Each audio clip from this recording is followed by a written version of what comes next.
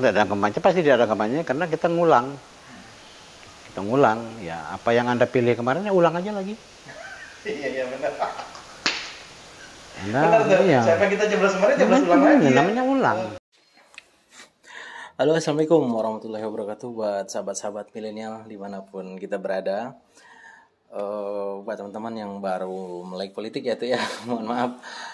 Jadi seperti saya mungkin dan teman-teman yang lainnya ingin tahu perkembangan politik. Nah, di video kali ini saya sudah bersama Datu Nasrul Yasir yang sering dipanggil Datu. Nah, hari ini kita akan membahas tentang politik Jambi yang sedang kisruh lah istilahnya tuh ya bahasanya. Oke, saya langsung saja pertanyaan yang menurut saya paling mendalam tuh. Apa yang terjadi kalau misalkan PSU ya tuh ya, PSU ini berlarut-larut? Monggo tuh dijelaskan. Jadi begini, kalau memang terjadi hal-hal di luar kemampuan kita, akan menimbulkan dampak yang sangat luas terhadap perkembangan Provinsi Jambi. Kita tahu bahwa tanpa kepala daerah yang definitif, semua orang pun sudah tahu bahwa ada kendala nanti terhadap politik anggaran kita. Yang namanya PJ atau PLT kan tidak full untuk mengcover itu. Lagi yang di PJ kan itu tidak tahu persis bagaimana Jambi secara utuh. Nah, ini yang kita khawatirkan kalau PSU itu akan terjadi berlarut. Nah, untuk itu kita berdoalah 3,5 juta rakyat Provinsi Jambi ini menaruh harapan penuh kepada KPU untuk melaksanakan. Jangan ada hal-hal yang mempribadi, ada unsur-unsur pribadi sehingga kepemimpinan suksesi Gubernur Jambi ini terlunta-lunta. Itu kan berbahaya sebenarnya. Jadi itu dengan 2 bulan ya. 2 bulan ternyata kemarin kan itu ada dampak nggak tuh? Ya pasti dampak lah. Yang jelas ada lagi PJ baru, PJ yang dari Jakarta. Dan itu kan menimbulkan kendala-kendala. Pasti ada kendala. Ya kan. Beliau kan tidak tahu persis lah bagaimana politik anggaran yang akan dilaksanakan oleh rakyat Jambi melalui DPR dan pemerintah.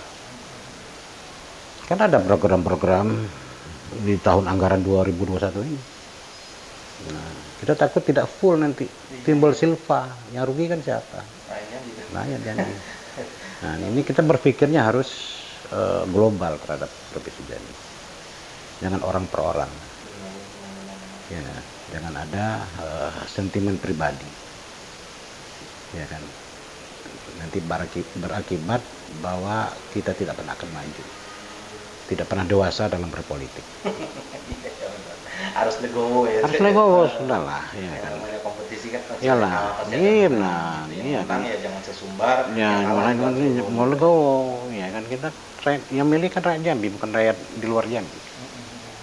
Namanya untuk kepentingan rakyat Jambi semua. Ya kan, semua kita harus satu tujuan, satu visi untuk membangun Jambi ke depan. Ya kan. Jangan ada cuma dendam ketidaksenangan orang per orang lantas ini korban. Ya, jangan, tidak boleh begitulah. Ya kan? Itu yang mengenai PSU ulang ini ada pesan-pesan nggak tuh buat masyarakat Jambi mungkin? Saya pikir begitulah, yang sudah terdaftar, yang sebenarnya KTP berbondong-bondong lah ke TPS, berikan suara, ya kan. Apalagi sekarang kan tidak ada kampanye lagi. Ya, tidak ada kampanye, pasti tidak ada kampanye karena kita ngulang. Kita ngulang, ya apa yang Anda pilih kemarin ya ulang aja lagi. Iya benar. Benar. Siapa yang kita jeblos kemarin jeblos ulang lagi. Namanya ulang. Oke, ini buat teman-teman. Ini masuk akal nih. Ya. Jadi bukan PSU itu bukan merubah pilihan ya. Mencoblos apa yang sudah dijelaskan kemarin. Silakan aja kan. Iya kan. Iya, kan begitu. Iya. Ya kita harus konsisten lah dengan pilihan kita. Pilihan yang kemarin ya. Ya, kita pilih itu ya pilih itu. Namanya ngulang kan. Bukan baru kan. Kita kan tidak diberikan opsi untuk memilih. Kecuali 9 Desember kemarin. Ya, coblos aja, coblos lagi. Ya, kita begini. Terima kasih. Kita coba berangkat dari pasca keputusan Mahkamah Konstitusi tanggal 22 Maret. Ya kan, kita semua tahu sidang MK itu 20 Maret memutuskan perselisihan pemilu kada di Mahkamah Konstitusi, memutuskan bahwa diperintahkan kepada KPU Provinsi Jambi untuk melakukan pemungutan suara ulang. Pemungutan suara ulang itu kan berangkat dari hasil rekapitulasi yang dilaksanakan oleh KPU bahwa menjatuhkan perolehan suara kepada ketiga pasangan. Dari ketiga pasangan ini 1, 2, 3 masing-masing memperoleh angka suara.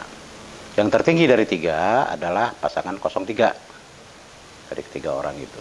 Nah, disinilah bermula dari timbulnya gugatan. Dan akhirnya MK memutuskan untuk PSU dengan waktu selama 60 hari. Sejak tanggal 22 Maret akan berakhir nanti jatuh tempo. Itu tanggal 22 Mei 2021. Sebagai masyarakat kita menghormati keputusan MK tersebut. Termasuk juga pasti itu dilakukan oleh KPU untuk melaksanakan PSU di 88 TPS yang berada di 5 kabupaten. Mulai dari Sungai Penuh, Kerinci, Batanghari, Muara Jambi, dan Tanjung Jabung Timur, dan keseluruhnya ada 88 TPS. Nah, kalau KPU konsisten dengan keputusan melaksanakan keputusan MK, artinya KPU sudah siap-siap untuk melaksanakan PSU, dan beberapa hari terakhir KPU berancang-ancang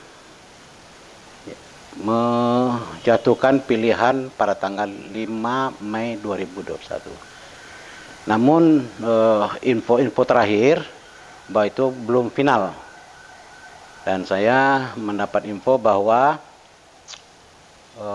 KPU masih mengajukan tanggal tersebut kepada KPU RI. Nah, sampai detik ini belum ada info yang berlanjut. Nah, mudah-mudahan kita berharap tetaplah melaksanakan PSU ini dengan tenang, dengan damai, tanpa ada kendala-kendala yang berarti. Gitu loh. Ya, kita berharap sudah ketiga pasangan ini kan ikut semua. 01, 02, 03 ikut juga berlaga di 88 TPS. Oh, jadi yang jatuh 3. 3 lagi, tidak 2. Jangan salah. Jangan. Tidak.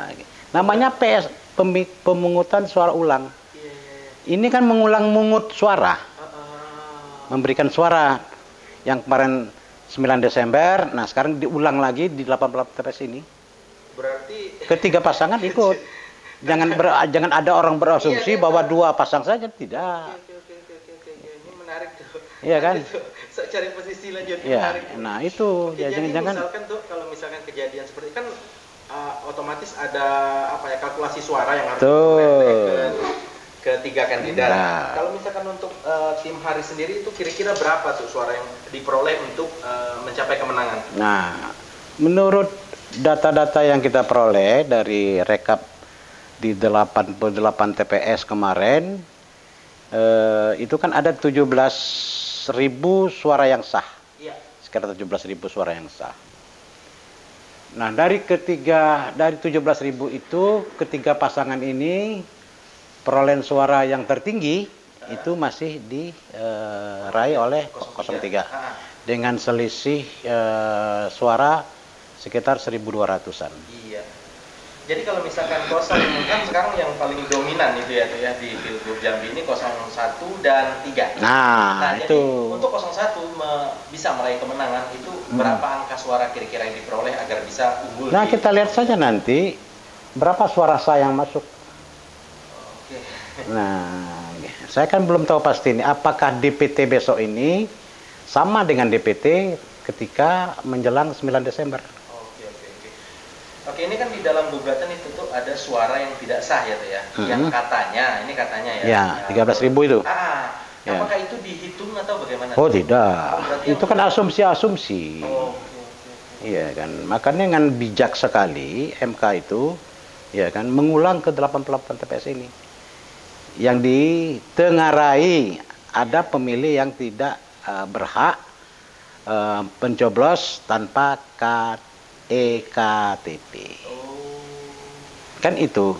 Awalnya ya. kan itu. Ya, ya kan? Iya. Ya. Terus kalau di beberapa misal itu untuk apa ya? Untuk PSI itu sendiri itu kita lakukan seperti pemilihan pada sama. Oke, berarti sama, ya kan? Nanti diundang lagi, para pemilih diundang melalui disebarkan undangan berdasarkan DPT yang ada nanti.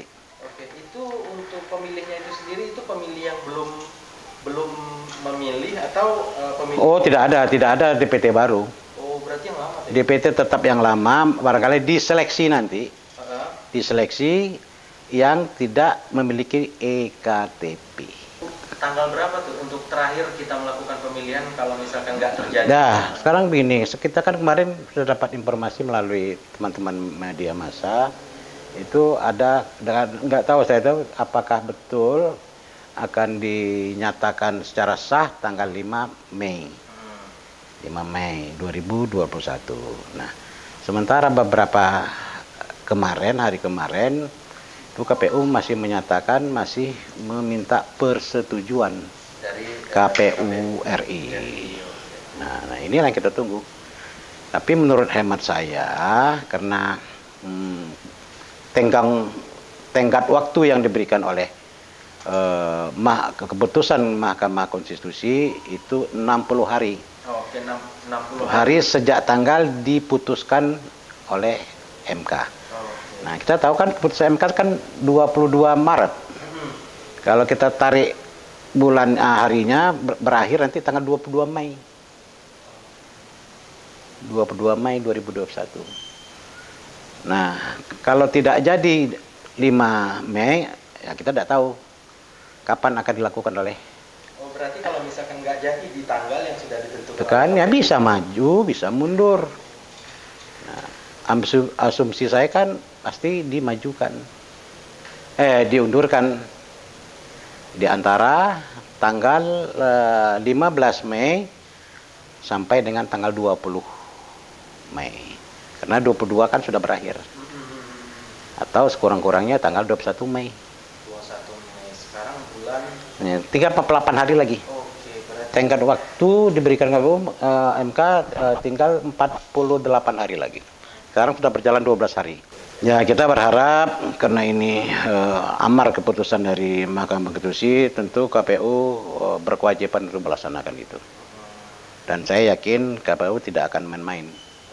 Ya kan, apalagi ada beberapa persoalan DPT kemarin itu kan menjadi perhatian semua pihak. Baik 01, 02 atau 03. Ya, semuanya ingin bersih ini. Ya kan, DPT-nya harus bersih. Ya kan, tidak ada lagi sengketa-sengketa lain. Dan ini kan sengketa amar keputusan MK ini kan mengikat. Tidak ada lagi sesudah itu. Ya kan. Dan artinya apa? KPU kita harap betul-betul serius lah untuk melaksanakan PSU di 88 TPS nanti. Dan kita berharap lancar itu. Untuk motivasi sebenarnya. Iya, motivasi agar ketiga pasangan calon ini tidak melakukan tindak pidana politik uang. Saya cuma mengingatkan lagi, saya repeat ke belakang sebentar, itu 1 bulan menjelang pemilihan 9 Desember kemarin, itu kan ketiga pasangan calon kan menandatangani fakta integritas.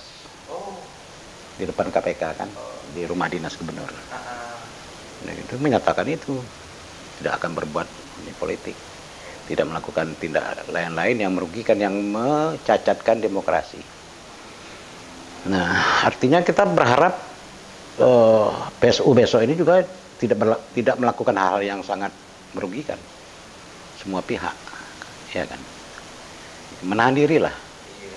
Apalagi mau dilakukan pas bulan puasa tanggal 5 kan masih puasa.